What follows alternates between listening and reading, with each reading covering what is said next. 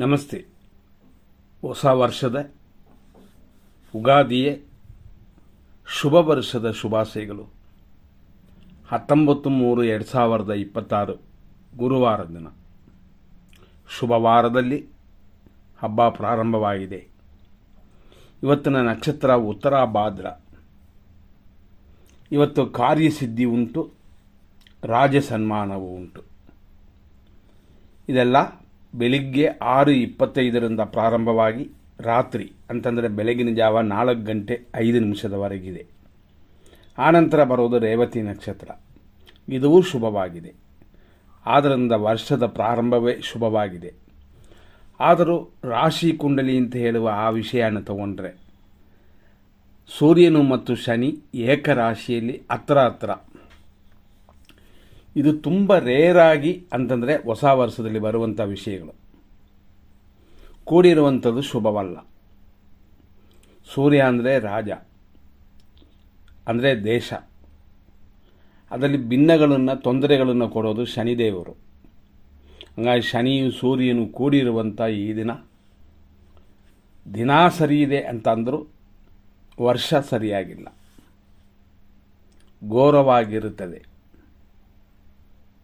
ಆದರೂ ನಮ್ಮ ದೇಶಕ್ಕೆ ತೊಂದರೆಯ ಅಂತಂದರೆ ಖಂಡಿತ ಇಲ್ಲ. ದೇಶವು ತೊಂದರೆಯಲ್ಲಿ ಸಿಕ್ಕಾಕೊಳ್ತದೆ. ಇದೆಲ್ಲ ಈ ದಿನದ, ಈ ವರ್ಷದ ಇಲ್ಲಿಂದ ನೋಡುವ ಭವಿಷ್ಯಗಳು. ಮೇಷರಾಶಿಗೆ ತಗೊಂಡ್ರೆ ಈಗ ವ್ಯಯದಲ್ಲಿ ಕೂತಿದೆ ಸೂರ್ಯ, ಶನಿ, ಚಂದ್ರನು, ಶುಕ್ರನು. ಆದ್ದರಿಂದ ಮೇಷರಾಶಿಯವರು ವ್ಯಯವನ್ನು ಕಡಿಮೆ ಮಾಡಿಕೊಳ್ಳಿ, ಖರ್ಚನ್ನ ಕಡಿಮೆ ಮಾಡಿಕೊಳ್ಳಿ. ಖರ್ಚು ಬರುವ ಸಮಯದಲ್ಲಿ ಆ ಸಮಯಕ್ಕೆ ಮಾಡಿಕೊಳ್ಳೋಣ.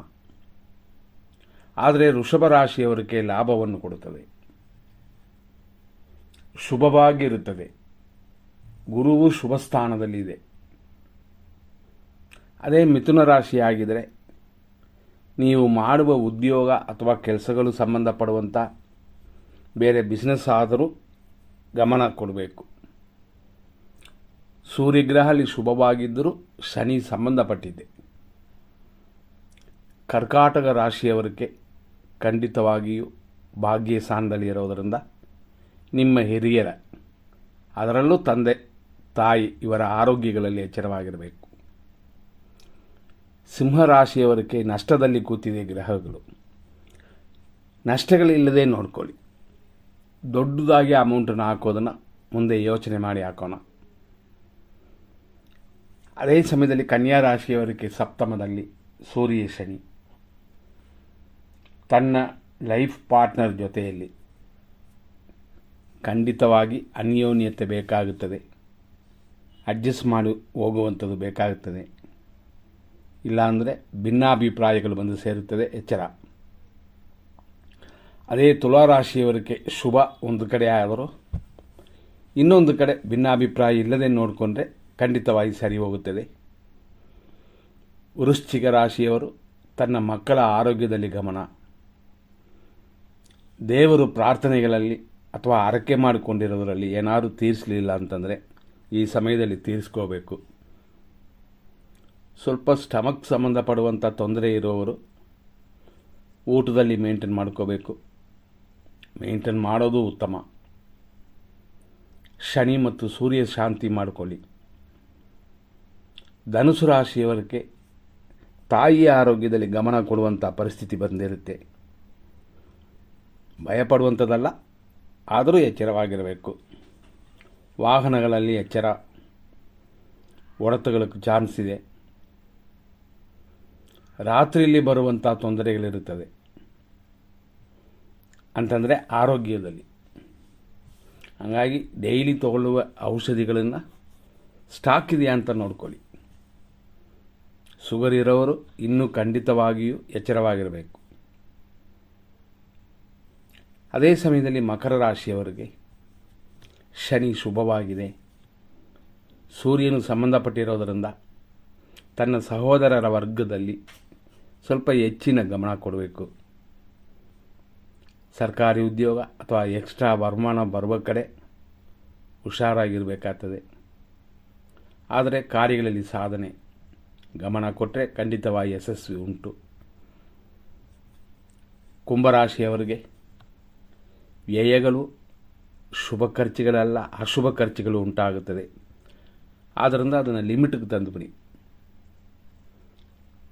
ಅದೇ ಸಮಯದಲ್ಲಿ ಮೀನರಾಶಿಯವರಿಗೆ ಜನ್ಮದಲ್ಲೇ ಗ್ರಹಗಳು 4 ಇದೆ ಇವತ್ತು. ಆದ್ದರಿಂದ ಹೆಚ್ಚಿನ ಪ್ರಯತ್ನಗಳು ಈ ಸಮಯದಲ್ಲಿ ಬೇಕಾಗುತ್ತದೆ.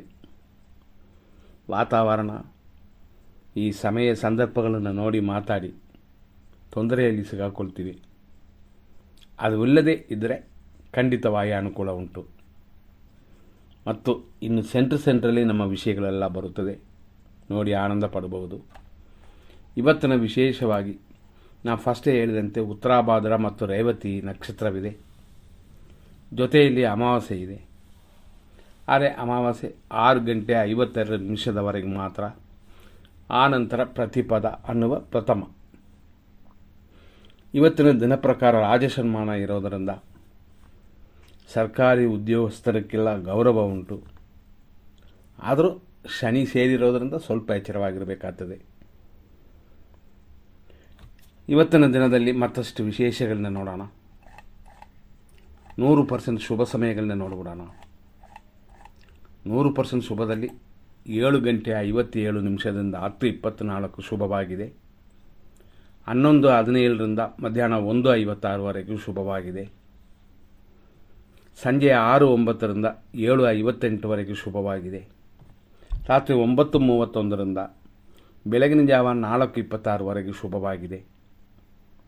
ಅದೇ ಸಮಯದಲ್ಲಿ ಕಂಟಿನ್ಯೂ ಆಗುತ್ತದೆ ಮತ್ತು 4:54 ಮೇಲೆ ಬೆಳಗ್ಗೆಯವರೆಗೂ ಶುಭವಾಗಿದೆ. ಒಳ್ಳೆಯ ಕಾರ್ಯಗಳಿಗೆ ಉಪಯೋಗಿಸಿ. ಆದರೂ ಪ್ರಥಮ ಇರೋದರಿಂದ ಮುಹೂರ್ತ ಕಾರ್ಯಗಳಿಲ್ಲ. ಒಳ್ಳೆಯ ಕಾರ್ಯಗಳಿಗೆ ಪ್ರಯತ್ನವನ್ನು ಪ್ರಾರಂಭಿಸಿ ಇಡಬಹುದು. ಈಗ 100% ಕಾರ್ಯಗಳನ್ನು ನೋಡೋಣ. ಅಂದರೆ ಅಶುಭವಾಗಿರುವಂಥ ಕಾರ್ಯಗಳು. 6:25 6:52 ಮೃತ್ಯು, ಅಂದರೆ ಅಕಾಲಿಕ ಮರಣಗಳು ಸಂಭವ ಆಗುವ ಸಮಯವಿದು. 6:25 7:55 ಯಮಕಂಡ ಕಾಲ. 10:26 11:15 ದುರ್ಮುಹೂರ್ತ. ಮಧ್ಯಾಹ್ನ 1:58 3:29 ರಾಹು ಕಾಲವಿದೆ. ಮಧ್ಯಾಹ್ನ 2:26 3:57 ನಕ್ಷತ್ರ ವಿಷಘಟಿಕಾ ಕಾಲ. ಹಾಗಾಗಿ ಉತ್ತರಾಭಾದ್ರ ನಕ್ಷತ್ರ ಮತ್ತು ಶನಿಯ ನಕ್ಷತ್ರಗಳು ಅಂತ ಅನ್ನುವ ನಕ್ಷತ್ರಗಳಲ್ಲಿ, ಅಂದರೆ ಪುಷ್ಯ, ಇದರಲ್ಲಿ ಹುಟ್ಟಿದವರು ಸ್ವಲ್ಪ ಗಮನ ಕೊಡಿ. ಅನುರಾಧ ನಕ್ಷತ್ರ ಅಷ್ಟು ದೋಷವಿಲ್ಲ, ಆದರೂ ಸ್ವಲ್ಪ ನಿಧಾನ ಎಲ್ಲ ಕಾರ್ಯಗಳಲ್ಲೂ. ಈ ಥರ ಮಾಡಿಕೊಂಡೇ ದೋಷಗಳಿಲ್ಲ. ಅದೇ ಥರ ಸಂಖ್ಯೆಗಳಲ್ಲಿ 8 17 26 ಇದರಲ್ಲಿ ಗಮನ ಕೊಡಿ ಹುಟ್ಟಿದವರು. ಮಧ್ಯಾಹ್ನ 2:26 3:57 ನಕ್ಷತ್ರ ವಿಷಘಟಿಕಾ ಕಾಲ ಅಂತಂತೀವಿ. ಈ ಘಟಿಕಾ ಕಾಲ ಅನ್ನೋದು, ಘಟಿಕೆ ಅಂತಂದರೆ ಗಳಿಗೆ ಅಂತ, ಗಳಿಗೆ ಅಂತಂದರೆ ಸಮಯ ಅಂತ ಅರ್ಥ. ಹಂಗಾಗಿ ಈ ಸಮಯವನ್ನೇ ಎಚ್ಚರದಿಂದ ದಾಟಬೇಕು ಅನ್ನೋದಕ್ಕಾಗಿ. ಮತ್ತು 3:17 ಸಂಜೆ 4:05 ದುರ್ಮುಹೂರ್ತ. ಅಂದರೆ ನಕ್ಷತ್ರ ವಿಷಘಟಿಕಾ ಕಾಲ ಇನ್ನೂ ಮುಗಿದಿಲ್ಲ, ಅಷ್ಟರಲ್ಲೇ ದುರ್ಮುಹೂರ್ತವು ಸ್ಟಾರ್ಟ್ ಆಗುತ್ತದೆ. ಆದ್ದರಿಂದ ಈ ಎರಡು ಕೂಡುವ ಸಮಯವೇ ಸಂಗಮದ ಕಾಲ ಅಂತ. ಇದು ಅಧಿಕವಾದ ದೋಷ ಕೊಡುತ್ತದೆ. ಸಂಜೆ 4:04 6:07 ಮೃತ್ಯು ಇದೆ. ಸ್ವಲ್ಪ ಗಾಡಿಗಳಲ್ಲಿ ಹೋಗುವವರೆಲ್ಲ ಗಮನ ಕೊಡಿ. ರಾತ್ರಿ 8 ಗಂಟೆಯಿಂದ 9:29 ವಿಷಕಾಲ.